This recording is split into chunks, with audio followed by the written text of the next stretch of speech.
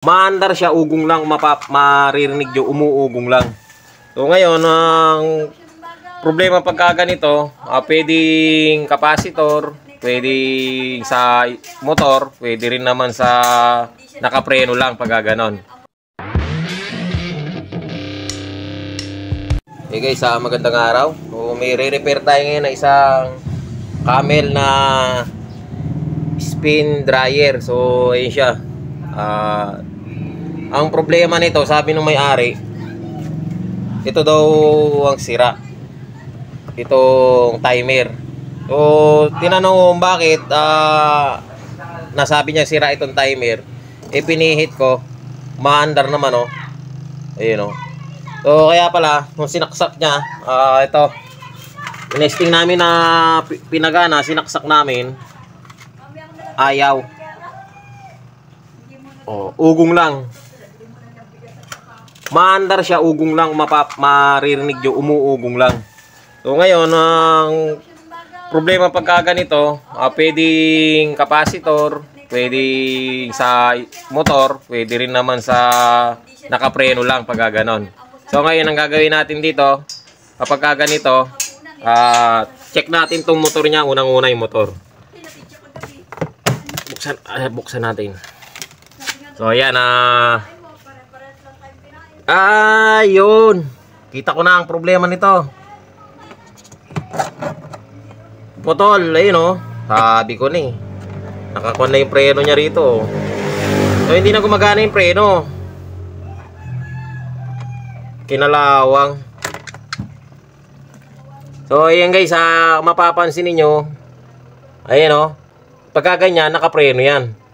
So kaya pala siya ayaw mandar. So hindi yung timer ang problema nito pagka ganito. Sabi kasi nung may-ari, ang problema niya timer daw. So ngayon, ang gagawin natin dito, dahil ganito na lang, tanggal na yung preno niya. So at kadalasan pagka ganito, bago kayo mag-check sa motor, bubuksan nyo yung likod. Pag umuugong lang na ganon, buksan nyo yung likod. Itong takip. Tapos pagka nabuksan yung takip, check niyo yung preno. Meron naman kasi yung iba, mga dryer, kahit buo itong kable, dito nakapreno siya. So mag-a-adjust kayo dito sa mga butas-butas na yan. Pero kapag kagaya nito, hindi na natin i-adjust dito ito kasi ano na tanggal na yung preno niya. Ibig sabihin talagang wala ng pag-asa sa preno nito. So ngayon, naalisin na lang natin ito. So hindi natin matanggal ng isang kamay. Mahirap. Ayun, natanggal na. So, hindi na natin ikakabit ito. Ang gagawin natin dyan, ida-direct natin yung preno. Haalisin natin yung pagka-preno. Ayun o. Tatali natin ang alambre, ihilahin natin para hindi siya nakapreno. So, try natin. Tapos, ipapaliwanag natin sa may-ari. Kasi ang tendency ng ganyan na tinanggal yung preno, kapag ka inangat mo yung takip, umiikot pa yan. Halimbawa, inangat mo yung takip, dapat magpipreno na. So ngayon wala na siyang preno. Pag inangat natin yung takip, umiikot pa siya. Ngayon, antay na lang na huminto yung ikot. Kasi pag may damit yan, mabigat naman na yung basket niyan, hindi na ganun kabilis ang ikot niya. So ganun ang gagawin natin, tapos papaliwanag natin sa may-ari. Kasi ito, palitan natin to ng kable. So yung itong pinakakuha niya, kalawangin na. So hindi na rin tatagal yan, masisira din. So ganun na lang ano. So yan guys, natali na natin siya ng alambre. Ayun no, ganyan lang siya. Sinulot natin doon sa may butas, tapos dito sa may plastic. So tinali na natin dyan. Siguro, hindi naman siguro matatanggal yung plastic na yun ano. So bagya lang naman siya hinila, para hindi lang nakapreno. So yan guys, testingin natin siya kung gagana.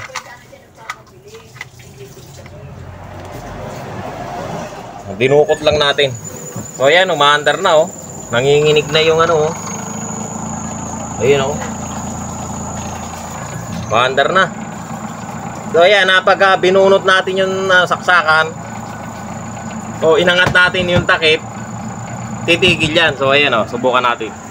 Kaya lang umaandar pa siya, umiikot pa pagka inangat. So ayan oh. Inangat natin yung takip, unti-unti yan mamamatay o ihinto. Hindi kagaya dati na nakapreno siya, pag inangat mo yung takip, pipreno agad, ihinto agad. So yan, matagal siya huminto.